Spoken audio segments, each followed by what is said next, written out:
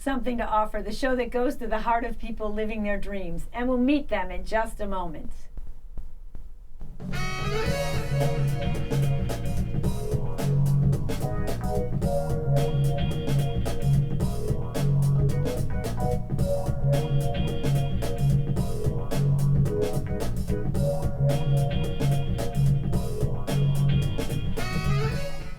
My guest today is a man with a huge heart, and he shows it in all his endeavors and exchanges, and he comes by it, no doubt, from his grandmother and his mother and many people in his family. He loves food, and he took his dream of a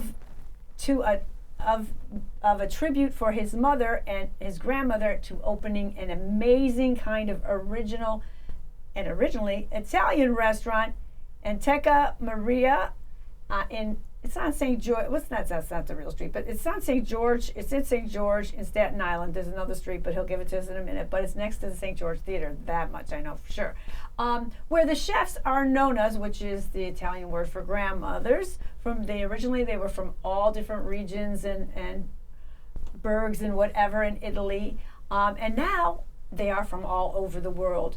A byproduct that is a delightful byproduct from a book that's called, first the book, the byproduct from the restaurant is Nona's House, and that's by Simon & Schuster have published that. And then there's the fabulous virtual book that we will look at on the show called Nona's Around the World. So there were two, one byproduct of the book from the original restaurant, and then while the restaurant is going, they get this great idea about Nonas from all over the world. So now that is a really wonderful site. We'll talk about it more later, but you can submit your Nona, your favorite Nona from whatever country, a little pictures of her, a story, a recipe, and it is so great. And now they are bringing these women and the best dishes from their cultures and their families and their, the historical line of their families, their stories. They have it all going on at the restaurant, in the books. I am pleased to welcome the founder and owner of the space that honors Nonas, Jody Scaravella, and I have two Nonas here. Hopefully I pronounce everybody's names right. Nona Nina Yovaskaya from, yes. Good, I did well, from Belarus, and Plomista Zimnis from Chios, Greece. I think I'm okay with that, and I'm so happy to have you all here. I'm just happy to get through all that. There was a lot going on. So right away, I will try to talk slowly because I know I talk a little fast. Favorite holiday to cook for, or one specialty that you like to make for celebrations, to cook or to eat. You could talk about something you like to eat or something you like to cook. Do you have one? I love to cook, and I like Christmas Eve because we usually celebrate with fish, and I know some people say 7 fish and 12 fish, but I love to cook fish, and we do and mussels, and in Italian it's gozzi, and it's gozzi arrabbiata, which means it's spicy, and you do that with a lot of garlic and a little habanero pepper, and it really comes nice. That sounds good. Nina, yeah, I would like to celebrate Thanksgiving because family getting together. I can introduce a lot of dishes, American dishes, Russian dishes, and just not my cooking, even my family cooking, my children, my boys. I would like to cook with them, to decorate and eat a lot of food, a lot of warm, a lot of sweet, spicy.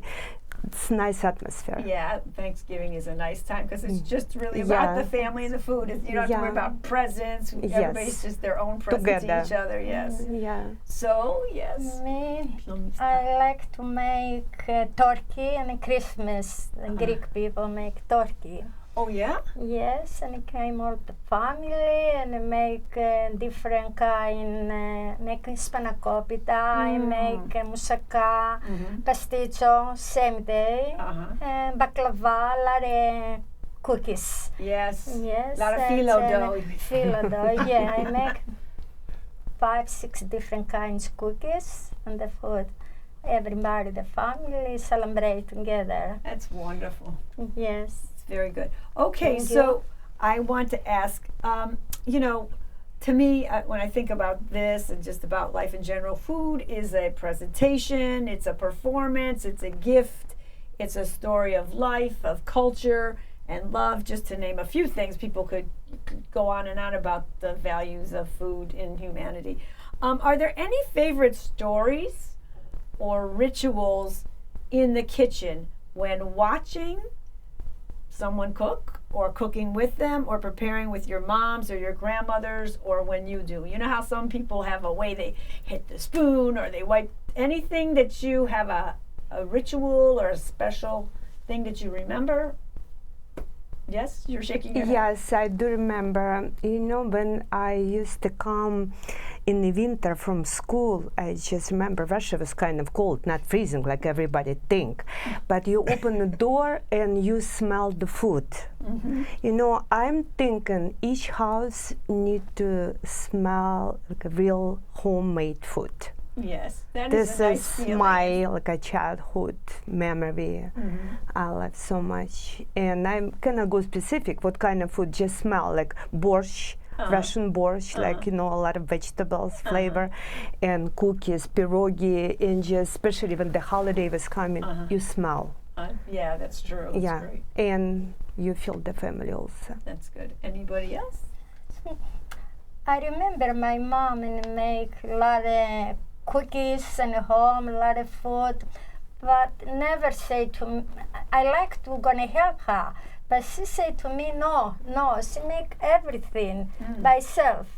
So after marriage, I don't know to cook nothing, but my husband teach me, and I make now everything. Wow, your husband taught you. Yeah, wow. I'm 24 years old married. That's my husband came to Greece and marry, and I come here. He teach me to another aunt. I have another aunt here. She teach me how they make, because here pounds, and in Greece kilos. Never cook my house. Maybe mine. Oh, that's okay. We're gonna let the phone ring because we thought we turned them all off. Yes. It's okay. We'll just let it ring. Okay. Yes. Very good. On that note, did you have anything you wanted to talk about? I'm sure the phone will stop ringing. None of us can get up and get it, but there we go. Okay. Yeah.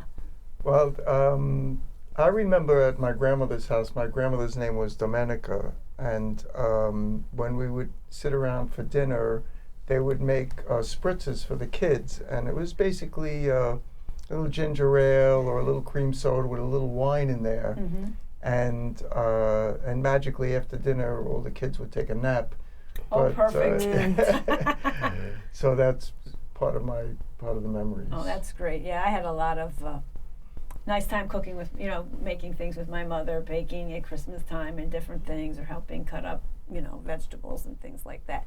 So, all right, well, we're going to take a moment for an offering, and when we return, Jody will share how the inception and the birth and the livelihood of Enoteca Maria occurred, and how it's just keeps, it's like a great dish. It keeps getting seasoned and fuller and spicier, and it just keeps growing and growing. So we'll see you in just a moment.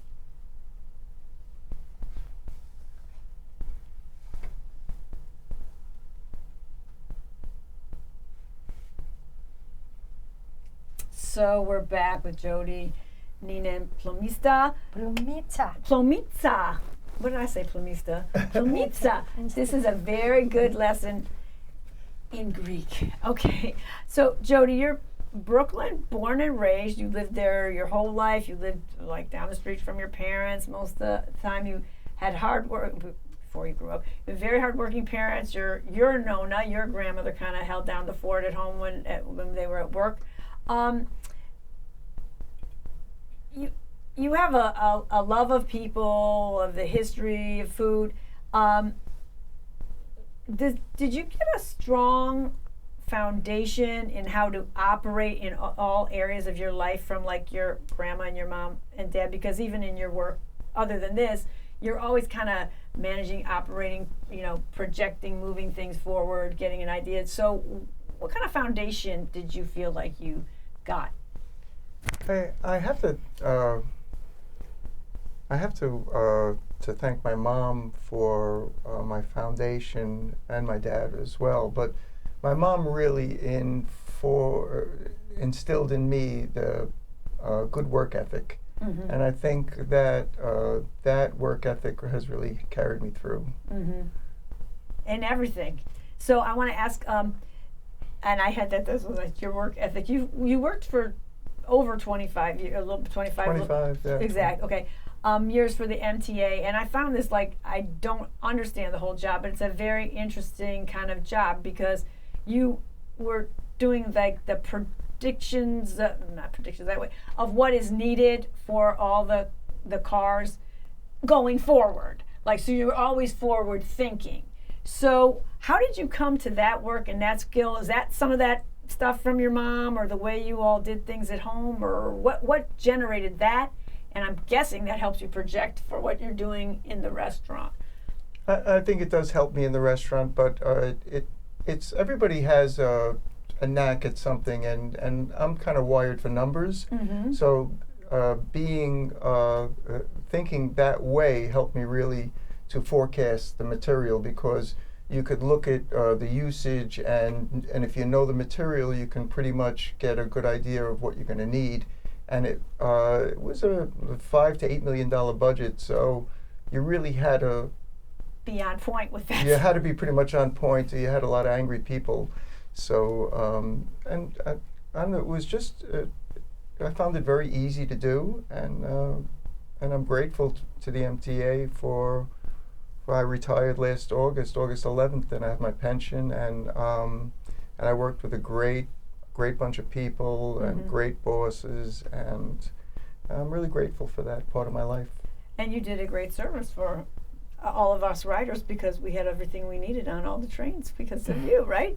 So during this time and in life, during the time of your working and before that, I mean, I've read about you have a super love for food, you like to cook, you have a love and a skill for wine. You lose, I first initially thought, well, you lose your mother, but actually you lost several people in a very short amount of time. And that seemed to be like a catalyst for change, because you left Brooklyn, you moved to Staten Island.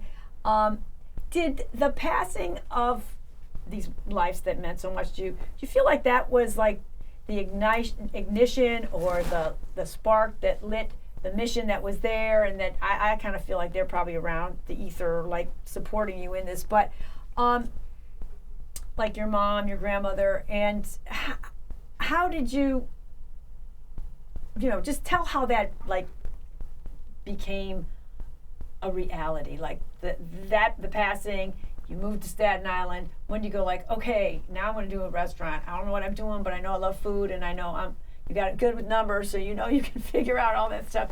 Just tell a little bit about the birth of it, because it's sort of like somebody had to go to bring you to bringing so much to so many other people in the world. Yeah, it was a very difficult time, losing my grandparents, and then my father, and then my mother, and then I finally I lost my sister. It's about 11 years ago now, and that losing all those matriarchal figures and that support group, I was crushed at that point. And so I had to leave Brooklyn. I had to get off that block. There was too many memories there. So it was all very serendipitous, and I found myself in a little house on a hill in Staten Island, and with a little money that I inherited from my mom's passing, and I just thought that it would be comforting to relive or try to relive those moments of having your grandmother in the kitchen. And I put an ad in the Italian newspaper, and all these Italian grandmothers showed up at my house with their families and their friends and their grandchildren. They all had plates of food, and it was like a Fellini movie, and it just moved forward from there. And I have no idea what I'm doing. I have to be grateful for my Italian background, So I know food, and you know wine too. And I made wine for 17 years, and I lived with a wonderful woman, Francesca Leone, who really taught me the mechanics of making all these things, of making wine, and we made soprasada, and we made a lot of things. So I had some skills, and and you know what tastes good, and you know what's good. I mean, when you're having people come and work in your restaurant, I know what it's supposed to be like, and that helped tremendously. So just some more of the nuts and bolts. Like, how did you find? Does it like? I think sometimes when somebody has a dream or a goal and they start to put the wheels in motion, all like the universe sort of comes and things start unraveling, and all that support that you almost can't even figure out how it all came. Like, how'd you find the place? You know, the setup. What, you know, did it all just kind of fall in place kind of mystically? Well, it's like you said a moment ago. You know, I always felt like my parents were there, and they were pointing me in the right direction, and they were, you know, I feel like they're with me and they're helping me. And I have a little altar at the Enoteca with a picture of my mother and my father when they were kids. Oh, nice. And I have a candle there, and I put a glass of wine there every day, and I always feel like they're with me and they're guiding me through this crazy process. You know, we're breaking new ground. Nobody's ever done what we're doing. So it's every day is a new beginning. Yeah, I wanted to ask, because what you've created is like this really great branding thing that nobody else is doing. You have a restaurant that has no chefs. You have wonderful. Somebody's getting an order for some kind of Greek, but we can't close it now. We're good. Anyway, we're gonna keep going. So you, I just had a moment there. So you have this branding.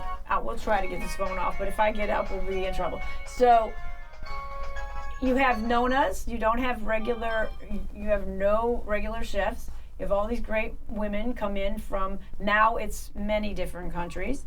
How did you, I kind of say you're like a production manager of a lot of shows. Do you know what I mean? Because I'm figuring every day a different nona comes in, they kind of have their own way to go about it. So how do you, I guess that's being the number thing. You just must be good with like dealing with people on a real easy breezy way or something, because I'm assuming not everybody comes in the kitchen the same way, and they like to work a different way. And how do you coordinate all that to come up with this amazing restaurant where it's cash only, you know, three to closing, you do the wine, you're at the bar these days, and you do the music, and it's just like a great experience for everybody, and it brings people to that common ground of humanity. So go ahead, tell me how you get it all together. Well, and you did it while you were working half the time, most of it. We started this 10 years ago with grandmothers from different regions of Italy, and about 6 years ago, I noticed that a lot of the people that were coming to the restaurant were not Italian, and they were all celebrating these Italian grandmothers. So at that time, I thought, wouldn't it be nice if we celebrated everybody's grandmother and everybody's culture? So at that time, with my web designer, Brendan Coyle, we developed a virtual book known as Of the World. Yeah, I'll put that up for us in a minute. And after I retired last August, I was able to actualize it. And it's the most difficult thing I've ever done, changing one of those kitchens every day to a different culture, and all the food that they need and the different spices. And it's difficult, and I guess I'm good at managing chaos, because it's controlled chaos. So you have, and as I understand from reading, there's 2 kitchens in the restaurant. So is that correct? There's 2 kitchens? There's 2 kitchens, and one is always staffed by an Italian grandmother, and the other kitchen, the featured nona, changes every day. Right, and that could be from any culture, any country. Can I ask a question? Is there some things that are always set on the menu, like that they, I mean, because it's different. I mean, if Nina comes in one day, or I'm going to say it wrong. Plumista. Plumica. Yes. Okay. We've had such a thing. Plumica. When they come in on these different days, they're going to be upstairs, and somebody else is going to be downstairs. But is there, if and it's always going to be a surprise, right? You don't make the same thing every time you go, do you? Different thing. Different. Okay, great. So, is there anything that somebody can come in if they needed to just say like, oh, I just need like, do you have anything you keep on the menu always for those people who aren't that adventurous? I think the menu is a very adventurous menu. I mean, we always have pastas on the menu. We have a wonderful. You have a pasta guy who makes the pasta. No, Giuseppe Freya. Yes. He's 73 years old. He's a wonderful gentleman. He comes in 3 days a week. All he does is make pasta. He makes raviolis. He makes ricotta gnocchi. He makes pappardelle. He makes the pasta sheets for the lasagna. So I think everybody loves Italian food. Every culture loves it. And so those are pretty familiar. But then we have like the gabuzzel. You go into the regional stuff. Yeah, my grandmother made that all the time. That's the sheep's head. So those are pretty much always on the menu, and a lot of those peasant dishes, I feel they're very important, and they're simple, and I really like things that are simple. Somebody told me a long time ago that everything complicated was once simple, and I really held that. And I believe that that's really the key. Well, that's what my producer in the room will be telling you now over there. Yeah, I'll keep it simple. She has this phrase, kiss a knee, keep it simple as simple is, or something like that. I think I said it wrong, but close. But that's great. So I want to take an offering, and then we're going to talk to the Nonas a little bit about when they're in the kitchen, if that's okay. So we're going to take another offering, and we'll see you in just a moment. Yeah, a quote. Thank you.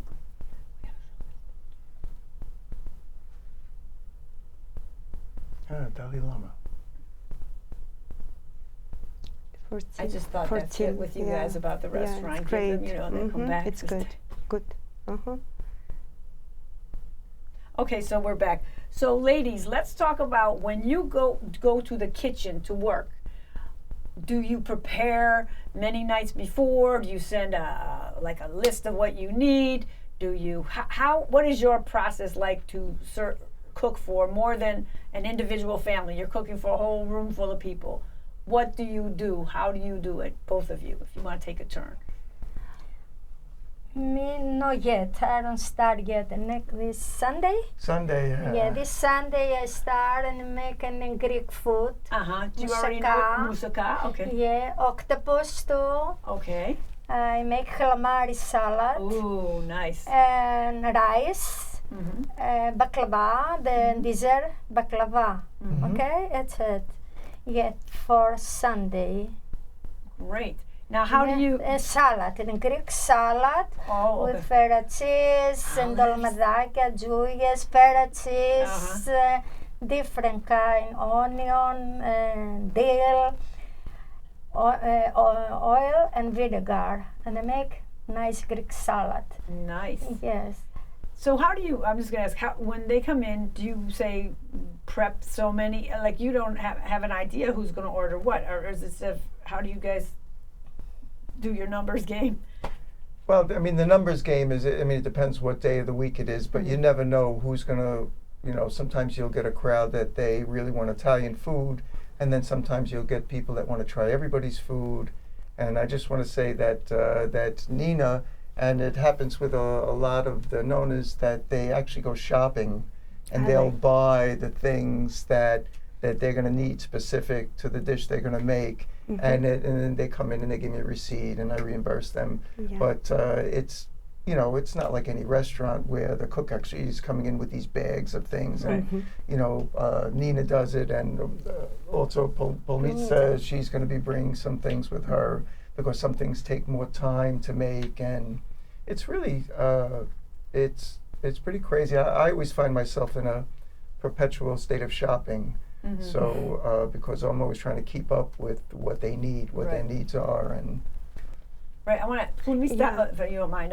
How do you prepare? Do you think about it like weeks ahead? And Honestly, I'm thinking because I have so many recipes in my head. And you've been there for a year now, almost. It's gonna be in January. Oh, okay. So you're probably trying to do different things all the time. Yeah, but people request. I bet they want her to bring stuff back sometimes too.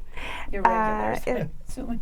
I don't know. You gotta ask boss, but because he need to taste food first. When I'm thinking about the food, I'm thinking what my boss gonna eat, because it's go with the season, with his appetite first. No, I'm just joking. You're joking. Yeah, and I like to feed people, and the menu go with the season. It's like recently I cooked this Sunday, and I was thinking about fall food. Do you put pomegranates on some of your dishes? I do. I know people from Russia who have done that. Salad. Yeah, when you make salad, it's just called fur salad. Another word in Russian, shuba. You like a herring. I don't know. Some people. The fish. And a couple layers, and to make the food more arty, beautiful, the beets in the top and little pomegranate, because pomegranate give beautiful color. And then when you think you go shopping. I go shopping. I just buy. I don't have a list. I have everything in my head. Then when I come, I impress the boss, because we have a menu. Sometimes menu could be changed. It depends, what the inspiration is and who's coming. Now, does that go up on a board? Do you type it, write it out every day? How does that work, or is it on iPads? It's a restaurant. You go. It's kind of a process. So the wait staff starts to arrive at 2:00. So they'll interview the two nonas, because there's two kitchens, and they'll find out what they're making for the day, and then she'll print out the menus, and then she'll post it online, because people want to go online and see what's available. We have 3 minutes left. Okay. And it's pretty much how it's done. It's really amazing how it's all come together. It's like a huge dance all the time. You're always like a dance of life in cooking. So I want to, before we have like 3 minutes and we're going to run out of time, I want to show this book again. And I think Yael did show nicely the, I call it the virtual book, but it's really more than that. This is the Nona's House. This is the first book you did.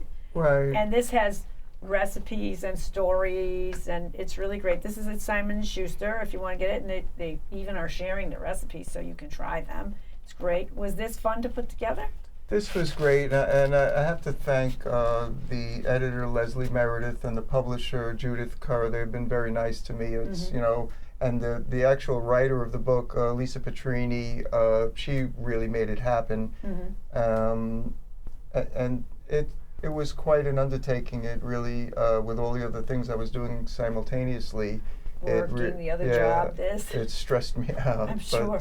But Elisa was great, and everybody at Simon & Schuster was great, and this is about this book is all the different regions of Italy. Yeah, this was from the original origins of the restaurant before it expanded into Let's Celebrate Nonas of the World. So yes. And our next book will be Nonas of the World in print, and we have a virtual book. And I just want to say that I believe that food, art, and music are the vehicles that take people across these borders comfortably, and I think it's very important, and that's what we're doing at the Enoteca. And I appreciate that, because if we need anything in this world right now is the unity of humanity in the hearts, and that's what all of that. Yes. So thank you all for being here. We're out of time. Thank you. Thank you so much. Thank you so Thank you for coming. Thank Yay, you. Nona's all around. Very Yes. All right. Thank you. It goes so fast, no?